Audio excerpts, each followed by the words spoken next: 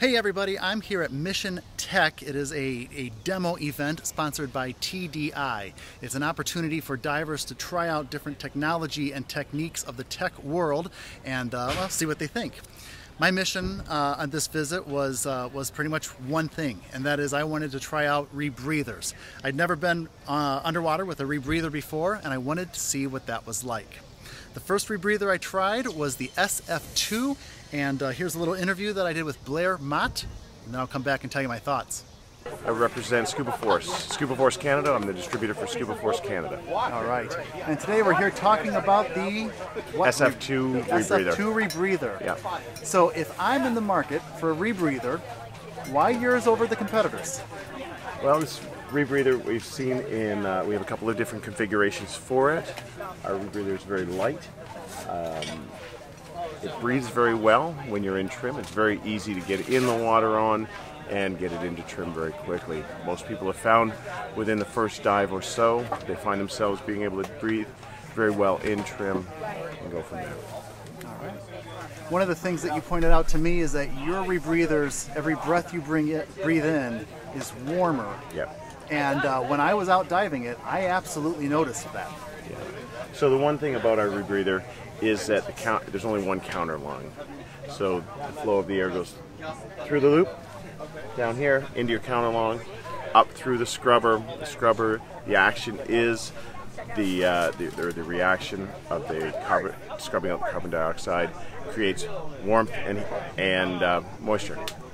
So it's a very short distance between the loop itself and the scrubber, therefore you're getting warm moist air. In fact, you said very warm moist air. And when you're at depth in cold water in your dry suit and your core is still cold, it makes a huge difference. It makes a huge difference on either the long dives when we're up in, say, Lake Superior in 37-degree water, or if you're doing a 4-hour dive in 75-degree water. This thing being warm helps you a lot. When you're certifying new students on rebreathers, what do you find is the first, or what's the most common hurdle that they have to get past as they learn this new instrument? You know what? Most people still try using their breath to adjust their buoyancy. I'm sure you found that when you were in with us today. They're going at something, take a big deep breath in, and they expect to go up a little bit.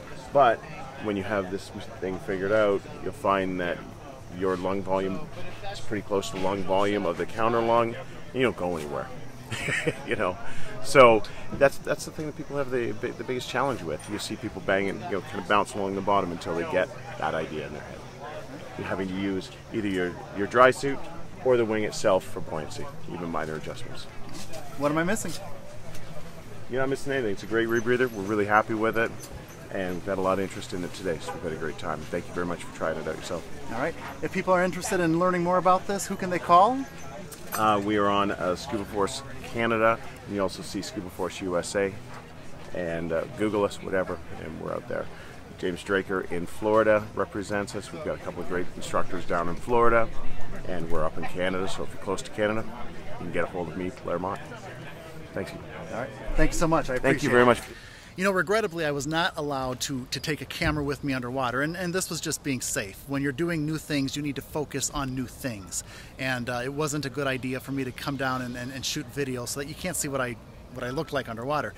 Here's my thought. What I noticed about this rebreather was that it was a little more effort to inhale than what I'm used to on open circuit. It wasn't hard, but it took a little more effort to inhale, to draw that breath. On this particular rebreather, I had a very easy time finding my buoyancy, and overall, it was fairly natural for me. So the question, of course, is, am I going to be purchasing a rebreather? And the answer is, only if I can figure out a way to hide several $1,000s from my wife. Realistically, as a recreational diver, and if you are a recreational diver, unless you are doing long, deep dives, the advantages of a rebreather may not warrant the current cost. It's certainly nice to have the ability to stay down longer and not be concerned about running out of air, although you certainly have other things you need to pay attention to.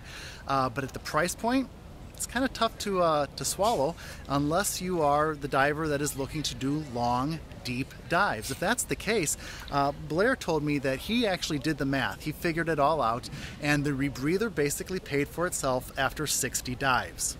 If you're a long, deep diver, you probably should be considering a rebreather. If you're a recreational diver, check out an event like TDI's Mission Tech, give it a play, and find out if it's worth the cost to you. Hope this helps. Dive safe.